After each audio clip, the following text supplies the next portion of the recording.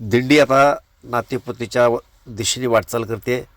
अर्ध्याच्या पुढला प्रवास झालेला आहे आणि बरडवून आम्ही आता नातेपुतेकडे प्रवास करतो आहे.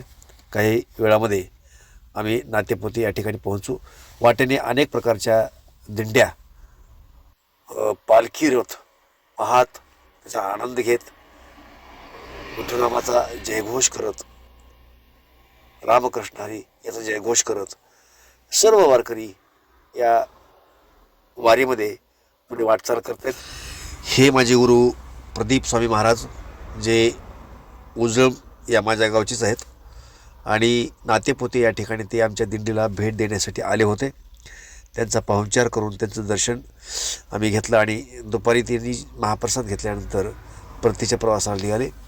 हे नातेपोते या ठिकाणचं आमचं मुक्कामाचं ठिकाण.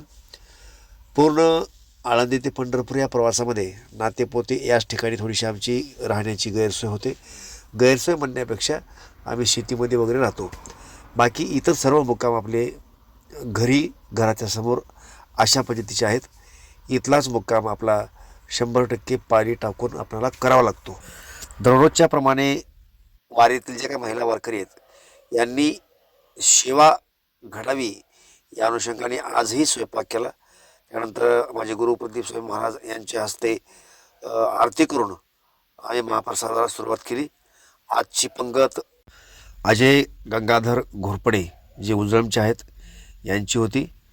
ते आपल्या सर्व मित्रपरिवारासह त्यांनी येऊन पंगतही दिली आणि महाप्रसादाचाही लाभ घेतला.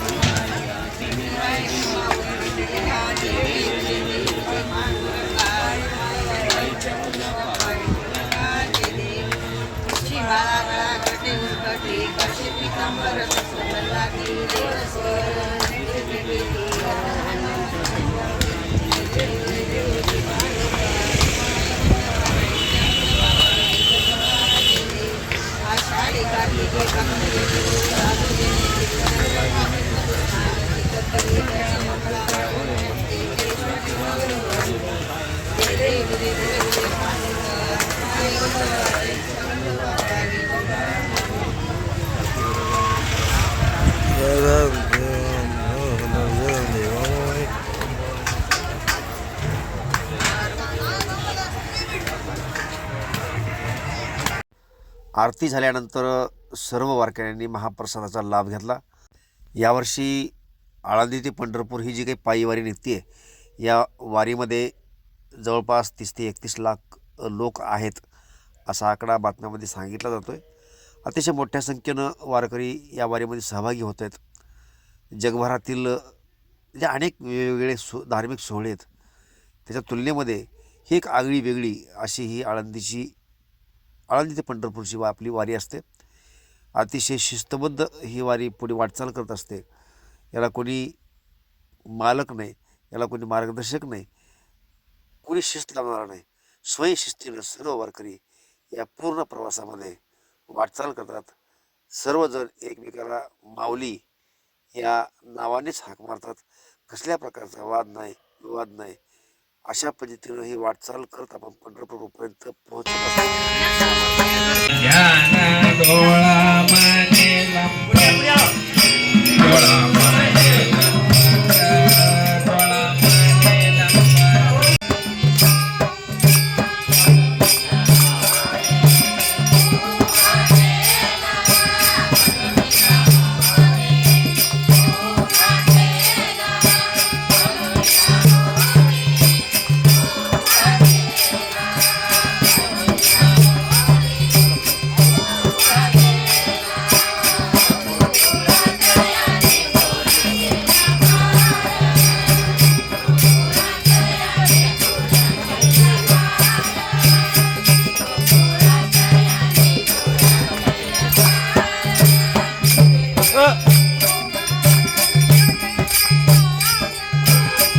हे अजय घोरपडे यांच्यासोबत आलेले उजळंब गावातील वारकरी बांधव.